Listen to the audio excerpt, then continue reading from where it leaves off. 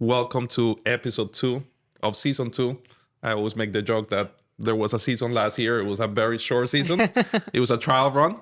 But first of all, thank you so much for coming. I Thank you for appreciate you taking the time having to be us. here. I really appreciate it. I know you guys are quite busy.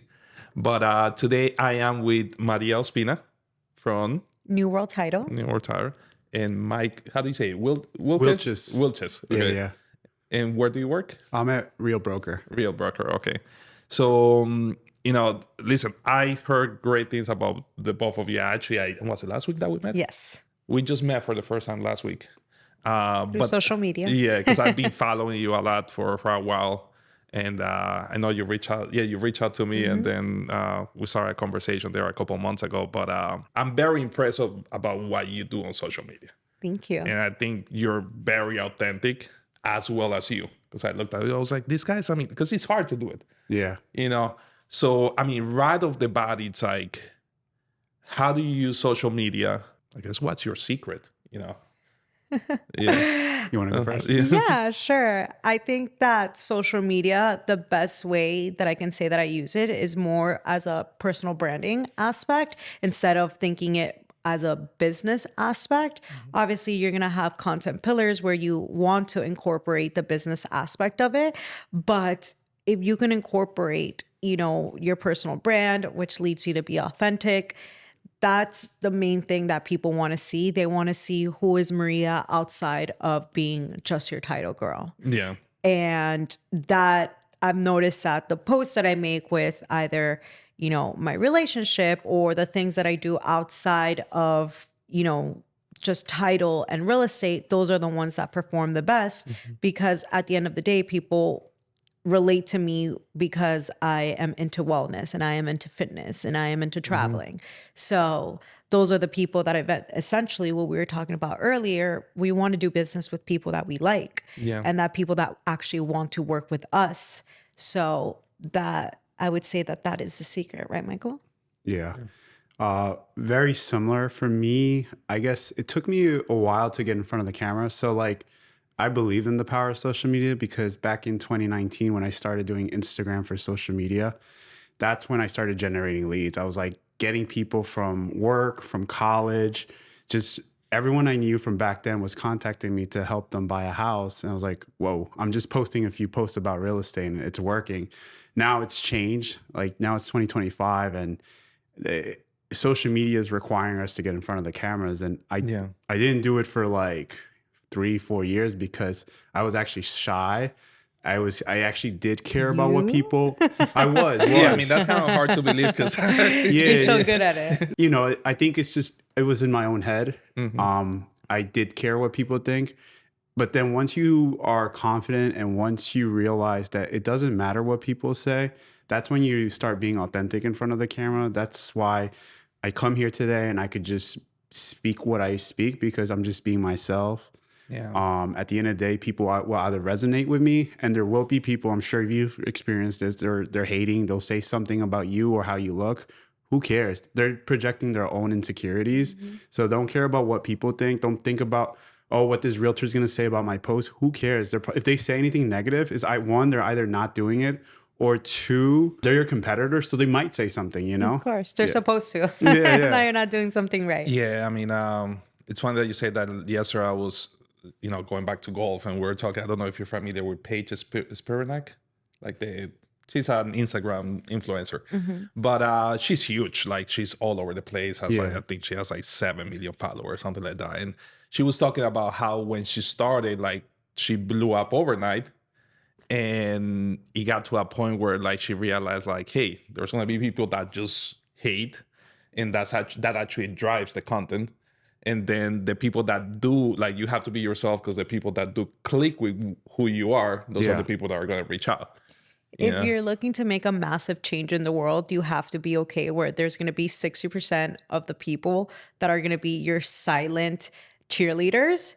And there's going to be maybe a 40% that are going to be your haters. But if the 60 overweighs that 40, then at the end of the day, fundamentally, eventually maybe 40%, 20% of that 40, they're going to end up turning into those, right? So if you truly believe in something and you truly believe in what it is that you're doing and what it is that you're looking to change in the sphere, then it overweighs. Yeah, because isn't it amazing how many people, you probably had this, but like people reach out to you, hey, I'm interested. I saw that post, I'm interested. And then you actually go back and see, at least I've done it. I don't know if you guys do it, but I seen like that person never likes my stuff, but they do reach out. Yeah. So Yeah. Those are the silent cheerleaders. That's how I'll always tell everybody. I'm like, you have to show up even when you're not getting that applause, even when you're not receiving the vanity metrics, right? The likes, the views, all of those things. It really doesn't matter because one person can quite literally change the trajectory of your career.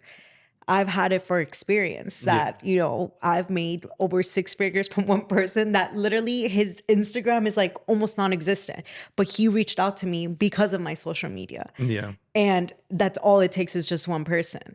Yeah. Just one connection. Yeah. One really good connection. For me, I used to think, oh, if my reel doesn't hit 5,000, 10,000 views, it's a failure. Yeah. But then I realized, wait a second, if you put 5,000 people in a room, that's a lot of people, and all you need is 5 people to reach out and just say something, and you interact with them, you start conversation, and then you never know, that could be your next big client. That could be 100%. Someone that refers someone to you. So you just never know.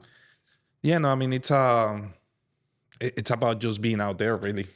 I had the same, again, going back to golf, because golf is just such a big part of my thing.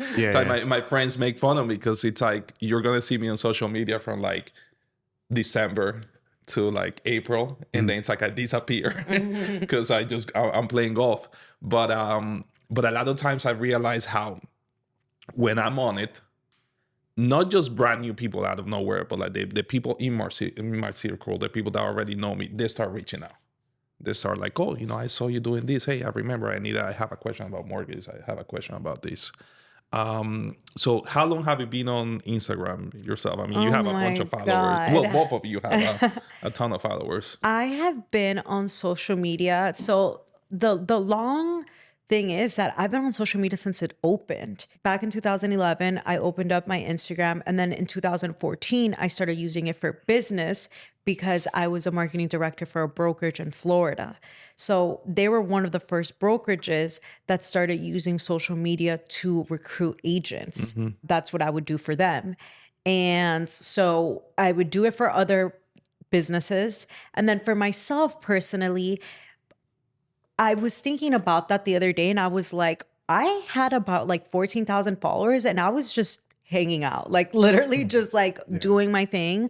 But there was always, that's what happens when you do like personal branding. There was always some type of like, hey, can you promote this for me? Like, hey, one of my friends, has a brand. Like, hey, can you post it up for me? And those were just the things that I would do organically. And then in reality, for business, for real estate title business that I'm doing right now, I would say 2.5 years. So 2.5 years is that I've really ramped it up for my personal business and completely turned it from, Miami lifestyle pics to like, all right, I'm a businesswoman. So I kept it very, never started a new one, kept it professional. Yeah. Now, how about you?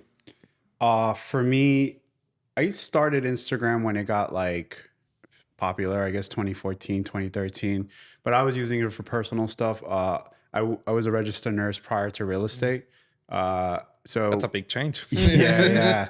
I was an RN for 10 years in New York City. I also worked some hospitals in New Jersey. You kind of look like an RN to me now. Yeah. I used to be a nurse. I would definitely trust him. Yeah. So I used to be a nurse. I worked in the intensive care unit at Columbia Presbyterian. I'd rather not say the hospital. But I used to be a registered nurse for 10 years. I worked in New York City. Firstly, I use social media just for personal reasons to connect with friends.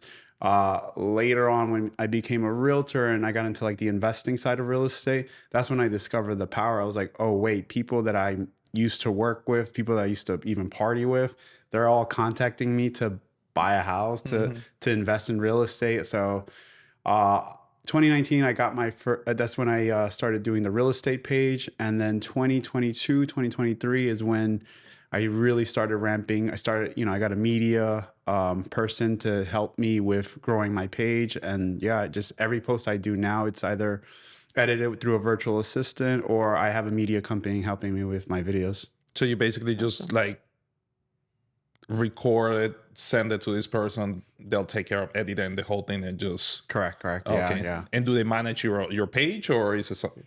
Oh boy, that's still a part where I still manage just because I've tried to give it to virtual assistants and it almost got hacked multiple times. So if I lose my Instagram page, that's a big part of my business. Yeah. So I just need to find someone I can actually trust and rely to. So I still haven't gotten to that point yet, but maybe down the road. So how do both of you find the balance of like, of actually like caring and saying, okay, you know what, I need social media, but I actually have to make money? Because I do see, and I have found myself in the past in this hole, not with mortgage, not with this business, but like with another business that I had, where it's like, I care so much about the social media, how it looks, how many likes, like what the interactions, but I'm not really making money. I love this question. And it's like, because, like, listen, we all know, like, real estate, it's like a small circle, but it's like such a huge industry, but it's a small circle, and everyone's kind of like showing off in a way. But it's like, I always feel like, dude, like, you have great stuff, but like, where's the money? Like, you gotta just like, you gotta bring in. How do you find that balance? How do you keep yourself in your toes where it's like, hey, I need to just pick up the phone. I need to like, get things done. So one of the main things that I'll always think of is one, what I'm doing on social media, I'm very intentional about it. So I actually have myself a lock on social media that I'm only allowed to go on it 30 minutes per day. And I have a little confession. The conversation that we were having, part of it was automated. Oh my God. But the other half was through my assistant. Yeah. Okay. So I reverse engineered my goals for social media. Your goals on social media Don't you really like me? should be our goals on social media should be to have two-way conversations about real estate, right? And it's a numbers game. So if I'm able to send 20 intentional messages when I log into social media, and out of those 20 intentional messages, I'm able to have 5 two-way conversations, that compounds over time. So I was obviously kidding. The conversations that we had were through me, but the initial message, the reaching out, right? The getting to that point of having that two-way conversation, it has to be intentional. Like you said, you followed me for a while. Let me reach out and say, hey, thank you for supporting my business. We haven't connected. People forget that social media is a social networking platform. Just like you would go and introduce yourself to somebody at a networking event, you're not going to go up to someone at a networking event and pitch yourself right away. No, you're going to try to create a connection with them. You're going to try to find common ground. You're going to congratulate them. You're going to ask them about projects. You're going to try to find some way, somehow that you and I can collaborate and take that outside of social media, which, as you saw, there was a progress to that. It wasn't right away, liked a few of your posts, we connected, I saw the way that you interacted with me on social media. I'm like, I think this is someone that I would love to connect with in the real world, right? So while that's happening, again, I do have a structure time where at least 2 to 3 times per week, we're doing those type of outreach on social media. Then outside of that, I only log into Instagram to either find inspiration for my next post or to engage and interact intentionally with the people that engage and interact with me back, and to do the posts or to schedule the posts that I need to do. I don't doom scroll anymore. I used to monitor my screen time, and I wanted to throw up at the amount of time that I would spend on social media. And it's a huge thing. And I came back, and this isn't something, that happened overnight, but when I came back from Europe in August, I was like, okay, I did really, really well for the past 8 months. A lot of it has been from social media. A lot of it has been from networking. A lot of it has been from events. There was a combination. I looked at, where all my transactions came from. And then I knew that I wanted to create a second stream of income through my digital products, and I needed to be very intentional. So I knew that I'm only going to use social media to make money. If I'm not going into social media to make money, then I don't want it. Yeah. And when you become intentional, and my fiance laughs at me because he's like, "Oh, you have to put yourself on lock." Like, I'm like, "Yeah, I do."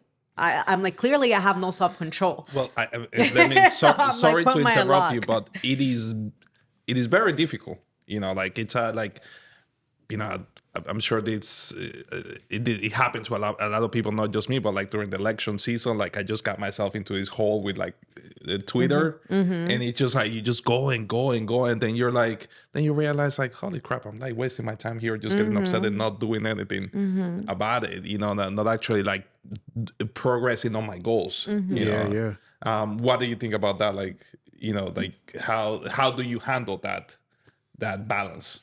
With social media, especially being a realtor, we have to dedicate certain times to prospecting, and there's only so much we could do within a week. So Sundays, I like to at least time block.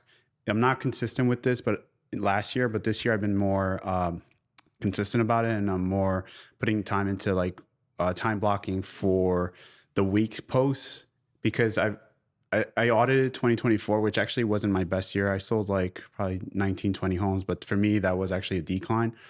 And I noticed that the reason I audited my business and I didn't do well is because I just didn't post as much, or I wasn't very intentional about my posting. And I also just wasted my time. So auditing my business, and the most productive thing, at least for 2025, and what I'm noticing is when I time block for the week, what I'm going to post, whether it's going to be 1 or 2 reels, it's going to be a few pictures, and then stories is kind of like mandatory. I feel like you have to post on your stories every day.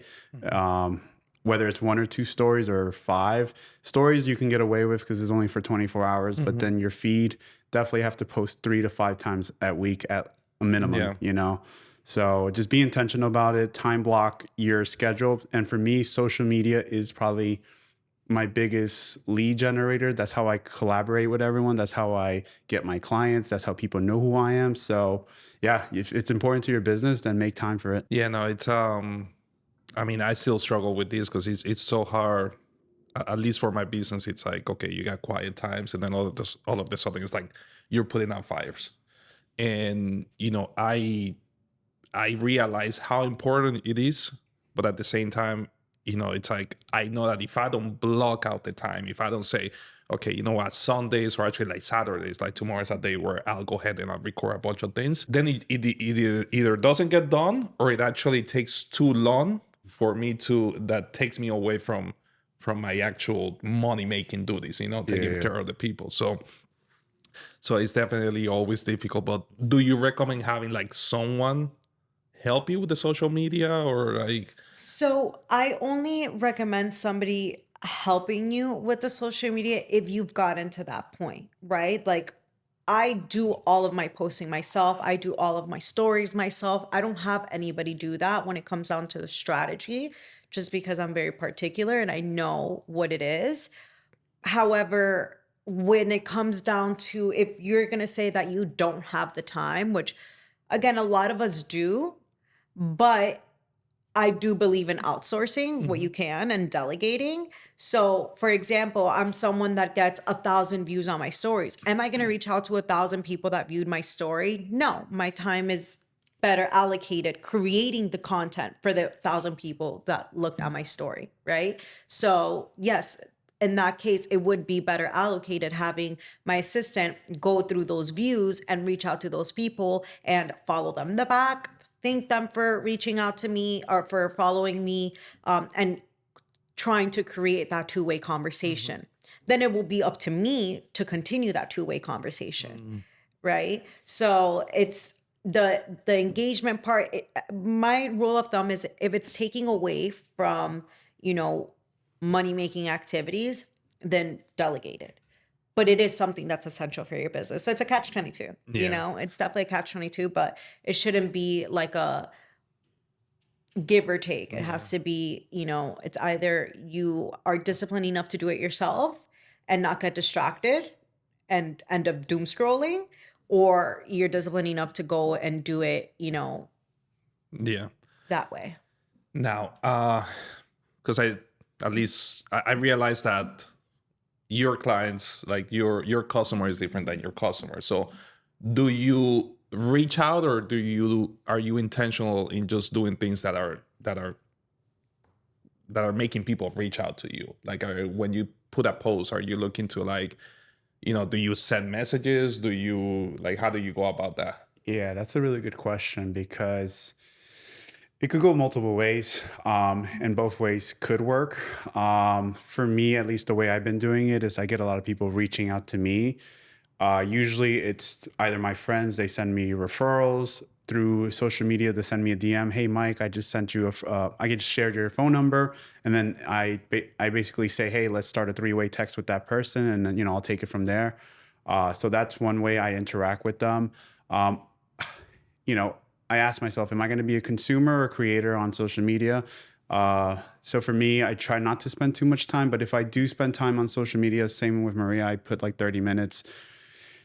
You know, if I'm on the treadmill or like the Stairmaster at the gym, then I'll give some leeway to that. And then I do I try to kill 2 birds with 1 stone. And, you know, while I'm on the Stairmaster, then I do that as well. yeah, that's my time to, and the time flies. I'm like, wow. Yeah, there goes 30 minutes, There goes 30 45. minutes. So then that's the time I use to like contact my sphere.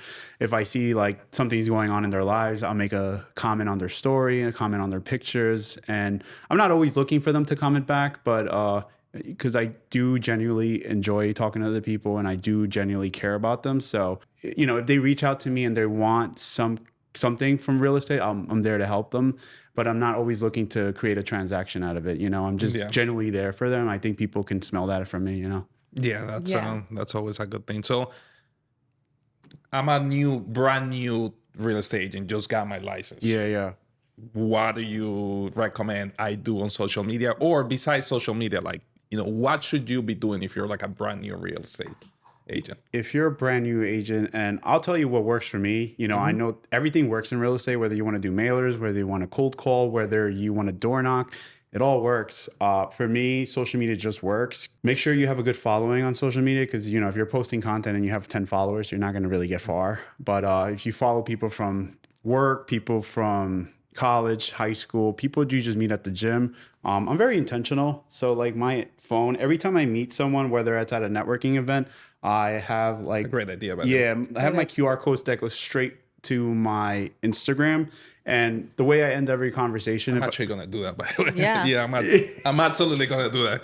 Yeah, I mean, so far everyone that's done it, they said, dude, I've met someone and they saw my stories, they saw my posts, and then we started like interacting, and it either led to a transaction or doing some kind of deal in real estate. So it works. So every time I meet someone, if we're brand new people and you don't follow me on social, I always like to end the conversation like, hey, I enjoyed this conversation. Let's stay connected. I don't ask for business cards. I say, hey, just follow, take a picture, scan my QR code, and then we follow each other. That's now. How about you? Like, if you're a brand new to title, what do you think that somebody should be doing? I think that somebody should, one, completely start with their personal branding. Absolutely. I'm somebody that came into the tri-state area, no sphere of influence, didn't know anybody, was completely new to everything that I had to do. And I made sure that my social media profiles were all on point, that I was going to every single networking event that was in my area.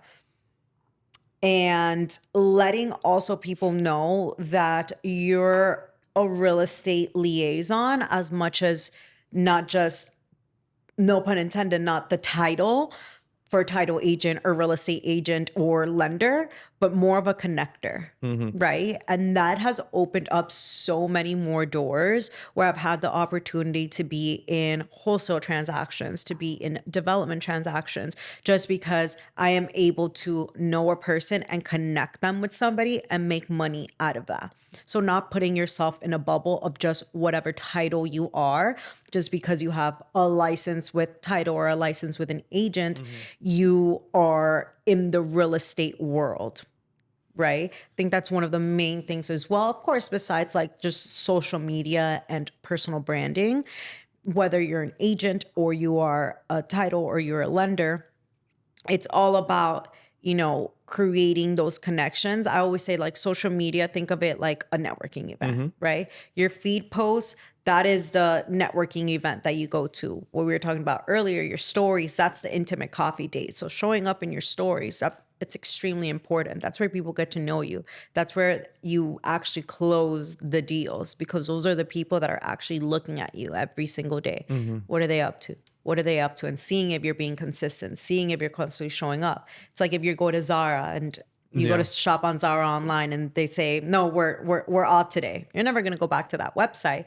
So as ironic as that sounds, and you're like, oh, that's your storefront. Your social media is your storefront. That's like your storefront of your brokerage. If it's closed, people are going to think that you're not in business. As I know for like people that are a little bit more old school, like, oh, that's ridiculous. And it's like, well, that's just the world that we live in. Yeah, it pushes you there. I mean, listen, I consider myself kind of like old school, but it's like, there's some, it just, everyone is on it. And it's like everyone just like when they hear about a name, the first thing they do is just go on Instagram, social media, or LinkedIn or whatever. They want to see what they're up to. Now, going back to networking and networking events, like I have to admit, I absolutely suck at it. Like, sometimes I'll go to a networking event and I will be that guy sitting there with a couple other people that I already know, and it's like not talking to anybody. Like, how do you do it? Like, what are some tips on that? Because I mean, I have to say, like, talking to you for the first time, as well as you, it's like you guys know how to handle a conversation, in a way that's free flowing, that's casual, but it's business. Like you guys are like, okay, especially you, because I'm like, God, when we sat down for the coffee, I was like, no, she's selling me. She's like right there, she's coming with a purpose, and it's so easy sometimes to like catch yourself. At least for me, it's like, I'm talking to somebody, I'm like BSing about like, bunch of stupid stuff. And then it's like, no, you gotta ask for the business. Like, hey, great guy, but like, how do I make money? Go back to that. Well, we go back to everything. It's being intentional and being purposeful. Before I used to go to networking events, like how we used to say, to show face. And it was, at the beginning, it was a lot of just like that repetition and that proximity of letting people know like, hey, I'm here. Like, this is who I am and this is what I do. And you're going to see a lot of me. So at first it was just for recognition and for like the proximity and being able to get more people to see me and see me and see me, and do that, bring it back to social media. So a lot of it was like, remember I did the back and forth between Miami and New Jersey, where there was a point where people didn't really know, like, wait, do you live here? Do you live over there? Like, we really don't know, because they always felt so connected to me, even when I wasn't in New Jersey, because they would see me on social media. So it kind of like puts in your mind, like, wait, like I'm still connected to Marie, even though I haven't seen her in the past month, right? Yeah. Because they're keeping up with me through social media. So that was one. And then as I transitioned into like a different stage in my career, I was very intentional with the thing. So I started kind of vetting the events that I would go to. There was a lot of events and I'm like, I'm seeing the same people. Those people are set with the people that they already work with. They, we follow each other on social media, where we still keep interactions in social media, but I don't necessarily need to go and, pay for an event and be at a 4-hour event to again, talk to the same people that I'll see at closings, or that I'll rather have like a more intimate conversation with, right? Like, you don't really see Michael at events. We've probably seen, like, ran into each other at like events that he does in, for investor events. Like, those are like more curated events. Those are the events that I like to go to now, right? Where I'm going to be meeting new people. I'm going to be meeting people outside of real estate agents. I want to meet investors. I want to meet developers. I want to meet builders. So just being very intentional with who it is that like you're looking to connect with now. And, I also I'll have like a hit list, right? So I'm like, okay, if I know that these are the speakers, I'm like, I want to talk to this speaker, this speaker, this speaker, introduce myself, try to set something up after that. And then I go and then I'm out, I'm not going to stay there for like the 5 hours. Of course, you got to network and you have to do the show face and, kiss some hands, get some babies, but you go with intentionality. Yeah. Cause a lot of times I feel like it's a lot of hanging out. Yeah. And I mean, I am guilty of that. Absolutely. Just like a lot of people are just comfortable with their group. And it's like, you don't talk to other people. Now on that same subject, like, why should a real estate agent network with, let's be honest, there's a lot of networking in real estate, but like networking with other agents, like besides the recruiting, is there like another purpose? Like if you're just like starting and you're just an agent and it's like, okay, you're hanging out with more agents, like how is that a good idea? Or like, should you be doing networking someplace else? Like you said, more curated events, more investors, more where there's the customers. Like, what do you think about that? Yeah, I mean, for me, events are super powerful. I am, intentional with my events. I do go to events that are events, topics that I like, topics that relate to my business or what I do in real estate. So I don't just go to any event.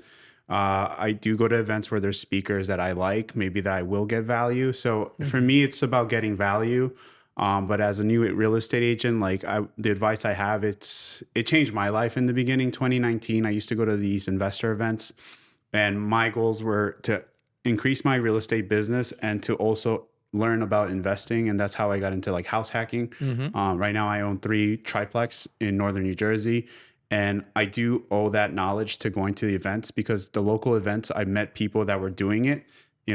I was a nurse. People, when I spoke to them about real estate, they will like scare me. They'll tell me, hey, don't do it. You're going to deal with tenants. They're not going to pay you, this and that.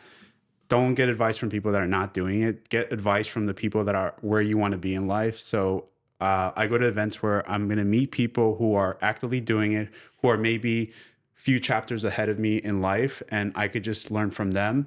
And, I do go to events too to like just introduce myself. I am an extrovert.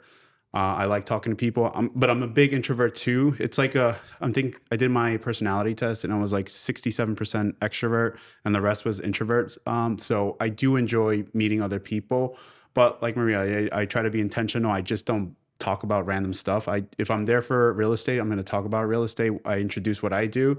And then if they need some help, I try to give advice. I try to give value, and always take it back to social media, because social media is where they're going to really know, oh, so this is the guy I met at this event. And it seems like he does sell a lot of real estate. He owns real estate. Yeah. So I should take advice from him, or at least I could learn something from this person. Yeah. I think as I may interject, I think as a young agent as well, or as a new agent, meeting other agents will really help you when you are putting in those offers, right? Because at the end of the day, let's be honest, people will want to do business and get an offer accepted from Michael because of the fact they're like, okay, this guy is going to bring a vetted buyer. He's working with a good lender. The deal's not going to fall through the cracks. And they're more likely to push that offer or to present that offer. Obviously ethically you present all offers, but as an agent, and as a home seller, you're going to take the advice of your agent, right? And they're going to be like, which one do you think? Okay, so if there's down to these 3, they're all equally the same. You're going to lean more towards the person that because that person's going to be able to get it done. But if they don't know you from a hole in the wall, then your chances and the chances of your clients, not you're jeopardizing them because you're not putting yourself out there because people don't know you. Yeah. Yes or no? So 100%. I've seen it time and time again where offers get accepted because of the fact that I know you're going to be able to get the deal done. Yeah. You know, so that could also mean that for you. That networking can also mean that for you. Yeah, sometimes it can seem a little redundant, like why am I networking with other agents? But you know, it can mean that. Or I'll always say as well, like for example, I introduced Michael to an agent of mine in PA.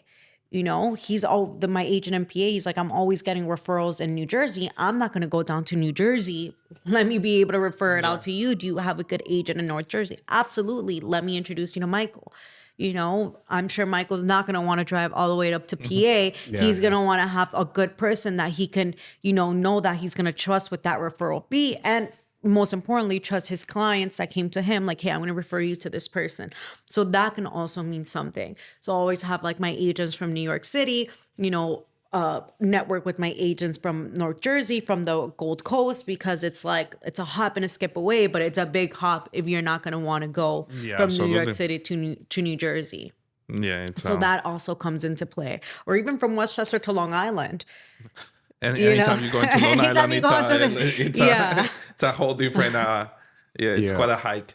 So I do want to interject. So with Maria, what she was saying, and especially now with these whole changes with the NAR settlement back in 2024, you know, we have to show our value as agents. And when you are known in the industry, when you are known to, you know, get your buyers from the offer to closing, listing agents want to work with you. If they know that you're going to be someone that they can, you know, text and they'll get an answer within a reasonable time, they're going to want to work with you. So yeah, going to these events it's helped me get offers accepted. It's helped me get clients. So I just can't stop talking about events because like it changed my life, and it is the reason I am where I am now is because of the events. So yeah. So now moving to that, you know, because you said something, both of you made the point where like, hey, your reputation is what gets you there, right? What's going to help the client.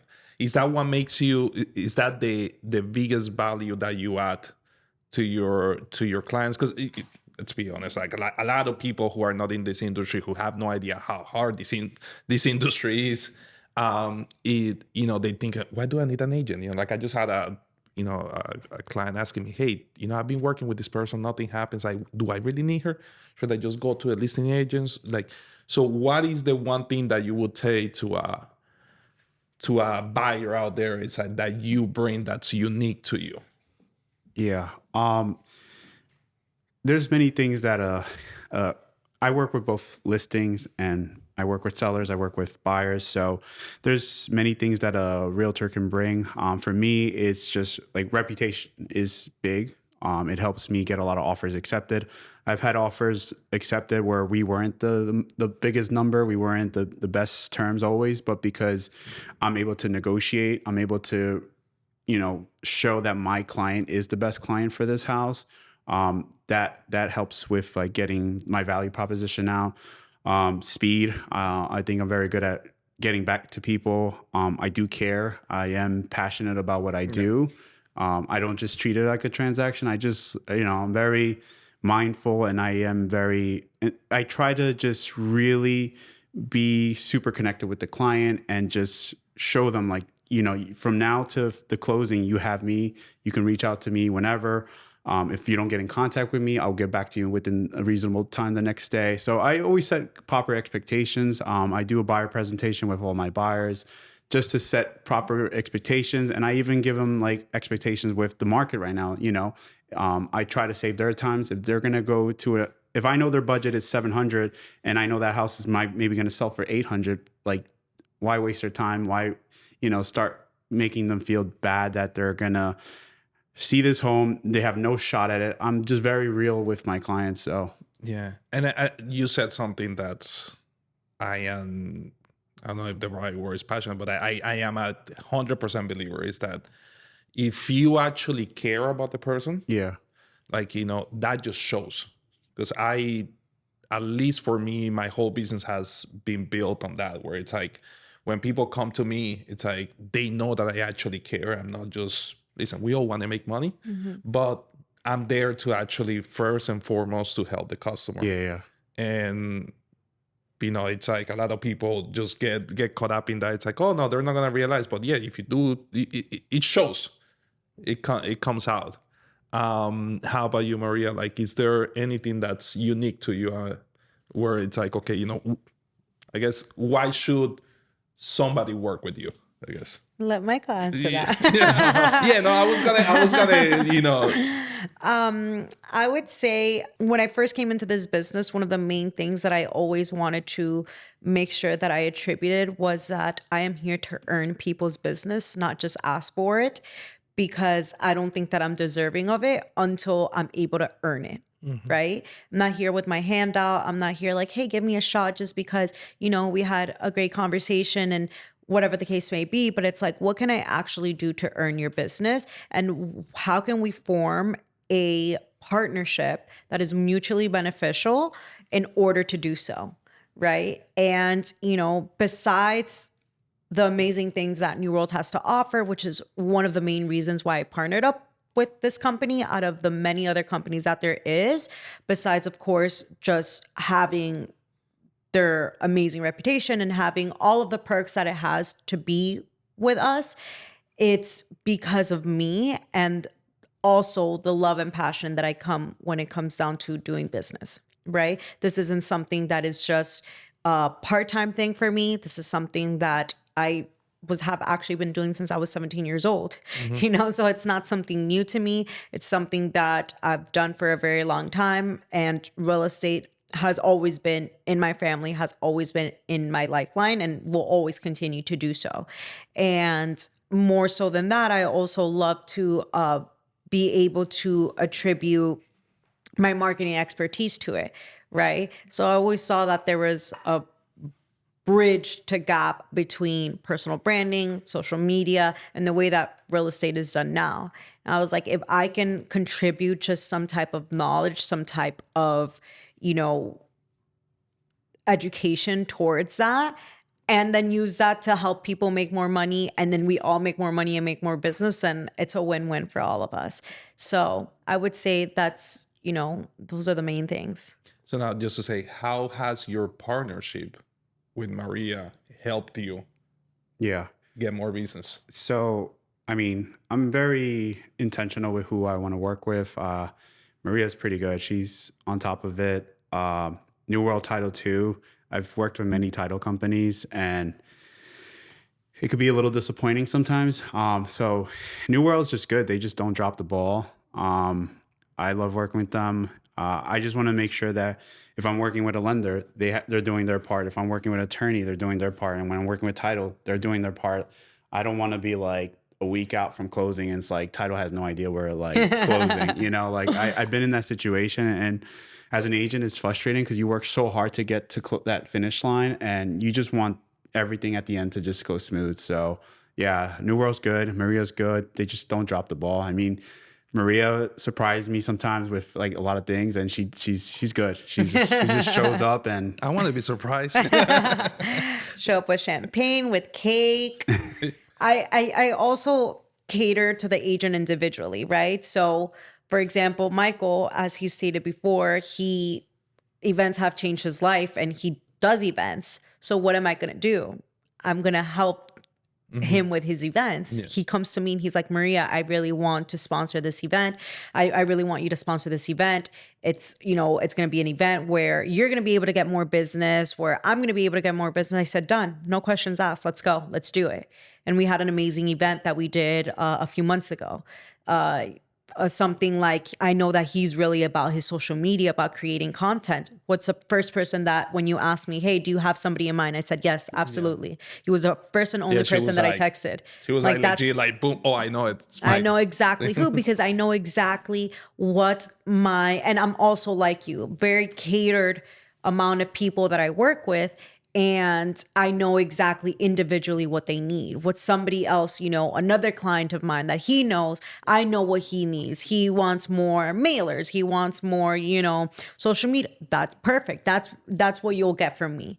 So it's not a one size fits all, but it's being able to have those one-on-one conversations, being like, hey, how can I help your business? You're helping mine. How can I help yours? And doing it in that way.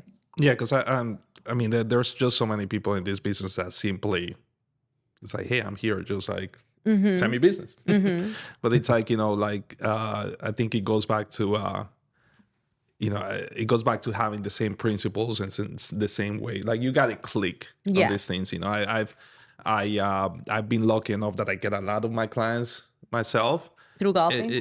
Golfing. I mean, I have been doing this for a long time. No mortgage. So for those of you who don't know, like I've been doing this for 20 years, but it was mostly financial services. And then the last 3 years, mortgages.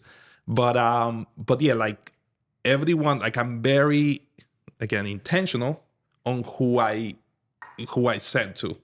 Like when I get a client, I'm like, okay, you know what? This person is not going to click with that guy because I know that guy is just like a shark. Yeah. It's like, no, this person just like is scared. I need somebody to like take care of this person, and vice versa. Like there are some clients that come in and it's like, hey, I want to negotiate or I want like boom, boom, boom, boom. And it's like, oh, this person is not going to do that. They're going to kind of like more.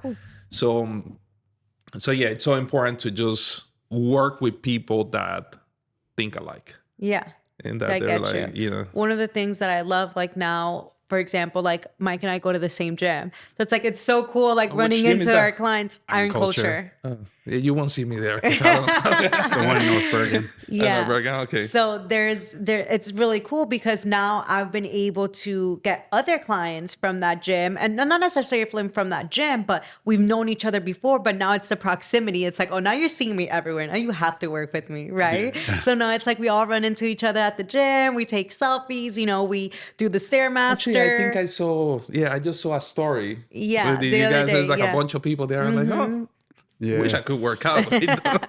So those are the things, right? It's like the proximity of like what we like to do and what we share. So it's like they're trying to get me out to go running with them. I'm like, oh, you know what? One of these days I'm going to have to go running with you guys. Or one of their girlfriends invites me like, oh, she's a trainer. So she's going to do, a glute class on Saturday. I'm like, oh, you know what? I'll go to that. So it's like, we do this business so much that what we're able to do outside of business, it's also really cool, right? Yeah. And it's also it creates that even more bond because now I'm just not seeing you transactional. No, I'm seeing you in a place that we're both feel happy, right? Because we're both working out or, doing other things. Hey, and we get to interact in that way as well. So it's and to transition to that, because when I send you the kind of the topics that we're going to talk about, I was like, I want to know about you and what you do. Yeah. Because it's so many. Look, a lot of people in this business are just like giving the same message, the same old message. It's like, like when it's mortgages, like rates, right? Rates. And sometimes we don't talk about what we do and what we like, right? So I know you big working out. You still run or what's like a... Yeah, so it's been cold here in New Jersey. So yeah, I've noticed. I try running in 10 degrees, 20 degrees, but it's tough, man. My hips start acting up. So if you don't mind me asking, how old are you? 34. Yeah, man. They get to 39. It hurts, man. Everything hurts, man. Everything hurts. Yeah, so I'm taking stretching more seriously, and it's going to start warming up here soon. So I'll get back to running 5 days a week. Yeah, when it's at least 60, you'll see me running out there. Not right now. So have you done any marathons, half marathons, anything like that? Or no, I just got into running September of last year, 2024. Okay. So I'm doing my first half marathon April 27 for Brooklyn. And the Brooklyn one. Yeah, that's a half one. But then my first real marathon is going to be the Philly one. And then I hope to do the New York City marathon in 2026. That's awesome. It's rough. Yeah. And so you just work out. I work out. I love very wellness, anything wellness. So it comes to yoga, very spiritual girly when it comes down to that. So Pilates, very just movement, like that is something that I really enjoy. So wait, do you still have to, like right now, if you were to run, like how many miles can you run? I'm only doing right now 3 to 6 miles. And Okay, I'm so trying to get to like 13, then 26. So the, little by little. the Brooklyn have April 27. 7. So you Yeah. got So I've 1, been 2, doing 2. like 6 miles. It's tight, man. That's Yeah, it's tight. No, It's tight. I'm still running on the treadmill. Okay. I asked because I used to look. I don't look like it right now. Yeah. I did 3 marathons, a bunch of half marathons. I ran the New York one Holy cow. twice, and it's just tough. I mean, I can't do it now because since I play golf, I have like back issues. Yeah. I mean, I could do it if I'm like committed could to do it. Yeah, it. I could do it. But running, it's like running and golf for me. It's big because a lot of times I'm by myself. I just go out there and I'm kind of like just either daydreaming or just thinking about stuff, and it's kind of like it just calms me down. Yeah. So I Yeah. could say like especially in this business that we're like a lot of times we're stressed out. It's running. It's Yeah, great. no, So running is very spiritual. Once you're like actually get into the rhythm, it gives you clarity. I mean, right now I haven't been running so much, and I actually gained like 7 pounds. But like back when you get to running, you start hitting. You really lose so much. You could lose 10 pounds in 1 month. And like it's just you could eat whatever and still lose weight. So running, I highly recommend it. So usually, where do you go, like Boulevardese or kind of like? I just what's run by the Hudson. So But- I'll like start off in West New York by Son Cubanos, and then run all the way to Hoboken and back. Oh, okay. Yeah. Wow. Yeah, it's funny. I started running years ago because my ex broke up with me. I was heartbroken. And right Nothing there, gets you in better shape than getting your heart broken. I was looking at my pictures after my break. I was like, wow. I used to work out because I was bored. I need to get back to that. see, I had a full blown depression. But I actually I got down. I remember I was like 200 when I was with her, and then when we broke up, I got down to like 172, and wow. I look at picture, I'm like, Heartbroken. holy crap! Like that jacket, because I still have it. It's like that looks good. I can't do it now. But yeah, like after that, I remember just being like completely like devastated, and I was like, fuck it, let me go running at Parque El 80, in North Hudson Park, and I hadn't run in a while, and I did 6 miles. Yeah. And I was like, oh, it feels good. So let me Yeah. just like kind of like, prove myself. It's like, oh, I'm going to sign up for a marathon because I'm kind of like that where it's like, fuck it, I'll do it and then I'll figure it out. But yeah, let me know because I'm always down to running. If I can, at least 2 miles maybe. Now you guys made me want to run. Yeah. Yeah. Not just out of spite, I want to run. In 2024, run clubs got really big. So Yeah. I think in 2025, once it gets like springtime, summer, I think run clubs are gonna blow up, and like they just got popular last summer. So just get ready. Well, this is the good thing I like about running. If you're running a lot of miles, you can stuff your face and still keep the weight. Yeah. I love it. That's like the best thing, especially like go ahead and get some Colombian food, and that's Oh my God, yum. Yeah. So now, do you like just anything specific that you do, like working out or like? So I love weight training. Weight training, I just have found that is one of the best forms of exercise to lose fat and to get toned and get nice. Yeah. But for mindfulness and for just grounding purposes, I love doing yoga, hot yoga, anything that has to do with, meditation and grounding and just being silent, because we're in such a chaotic world and we're in such a chaotic industry.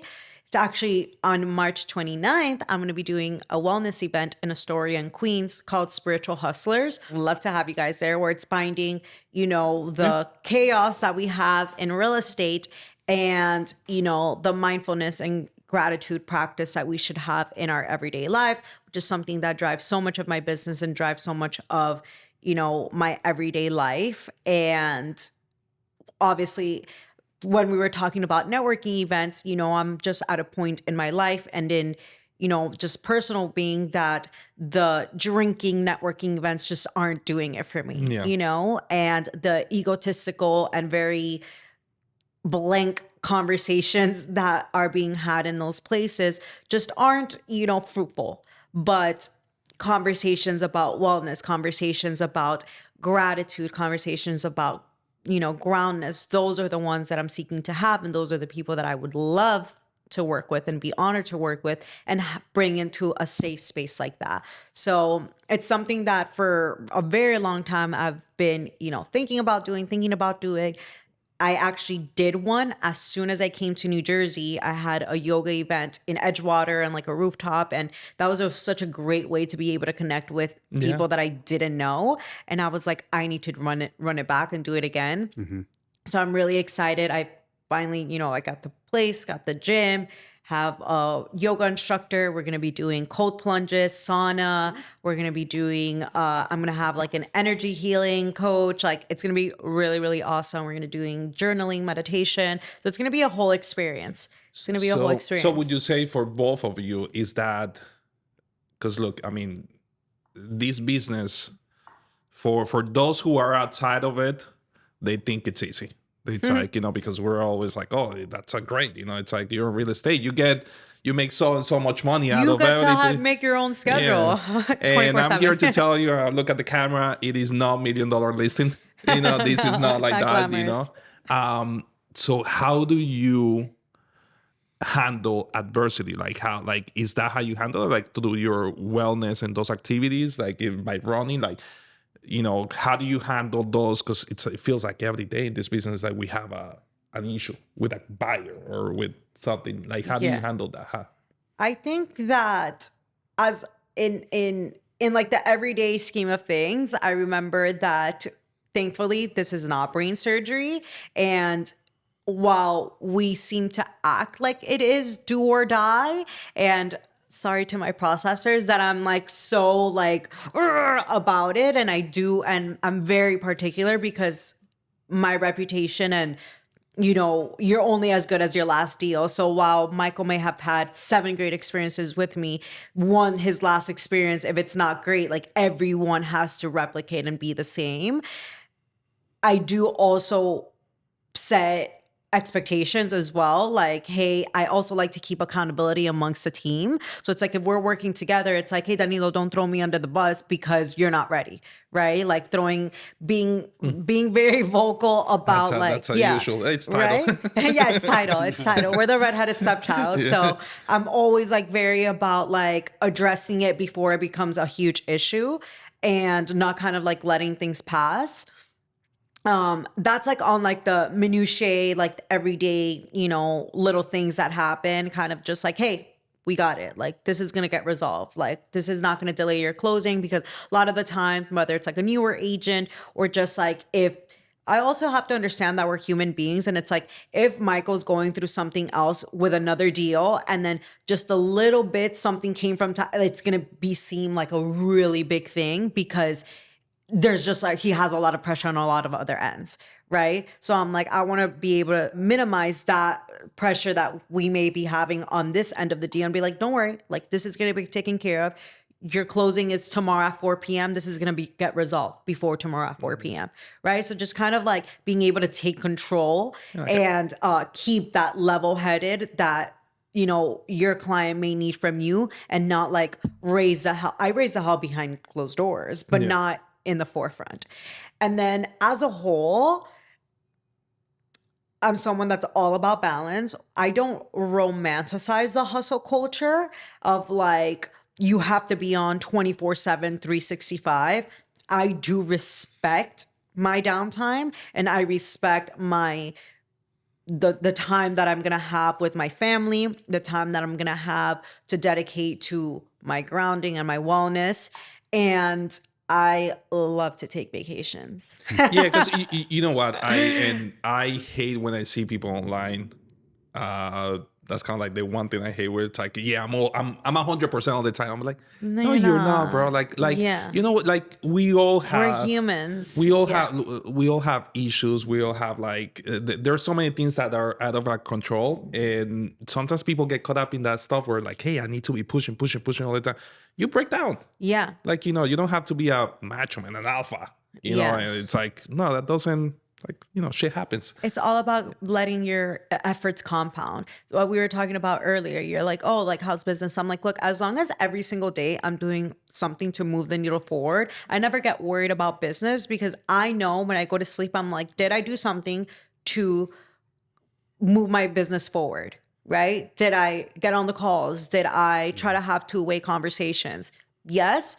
Just because a deal didn't come in today doesn't mean that it's not going to come in next week. Those efforts will compound eventually. So it's not always about, like that, oh my God, I have to, like, I just don't romanticize that because it's not feasible all the time. How about you? How do you handle adversity?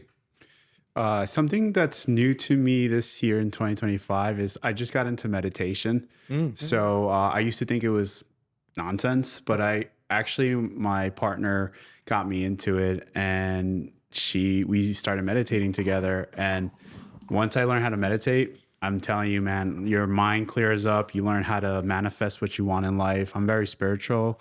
I like to believe and have faith that things are going to work out if you are intentional about what you want in life, if you write down your goals. So yeah, I journal. I have a gratitude journal. I work out consistently. So those are my things. The book that I read, A Miracle Morning, that book, it talks about like waking up early, but also doing your savers, which is just always, if to you prayer is important, pray. And meditation to me now, it's a big part of it. I just meditated yesterday, and I was having a very stressful day, and after I meditated, it just like cleared up. Tony Robbins is big with it, and I'm a big fan of him.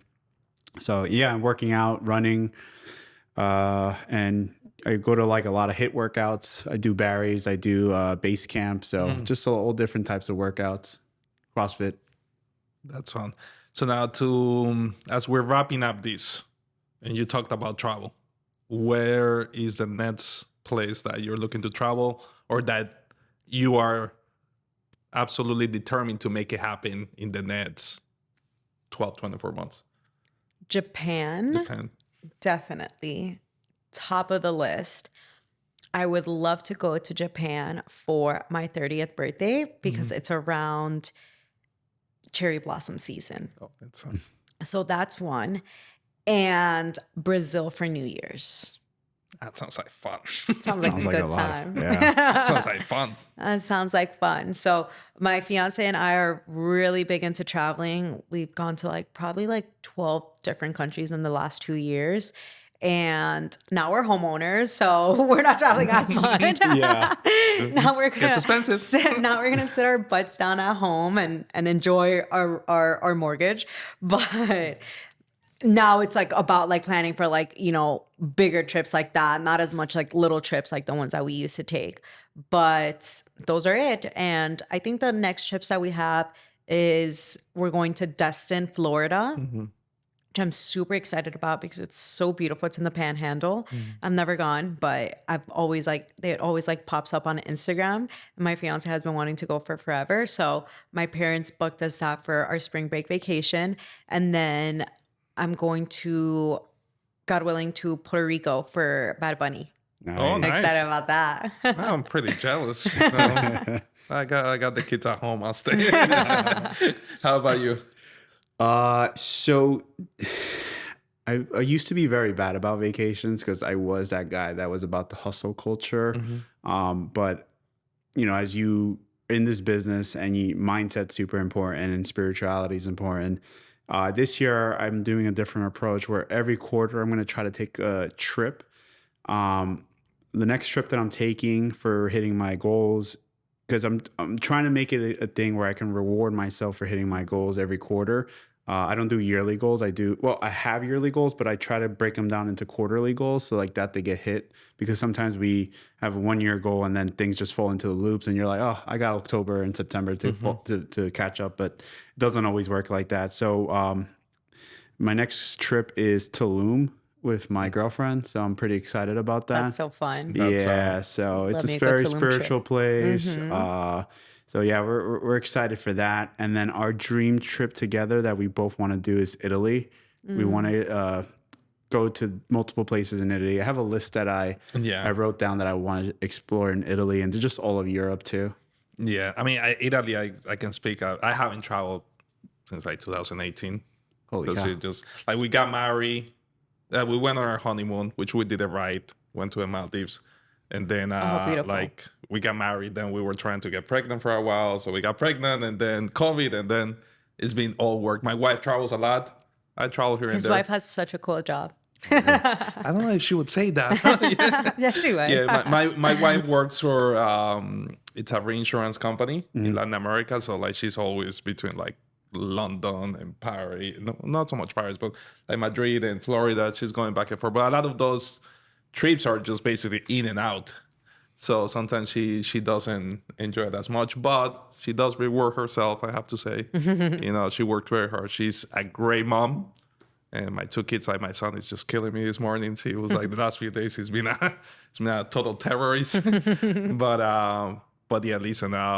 Well, thank you so much for this time. I mean, I feel like we could have talked for a few more Big hours. I don't know yappers. if, but I really enjoy this. Like definitely, let me know about any events. I'm always down. Love Always it. down to do stuff, and hopefully we can do this again later on. For sure. Absolutely. Thank you so much Thank for you for having having us. us. Thank you. It was an honor. Thank you. Yeah.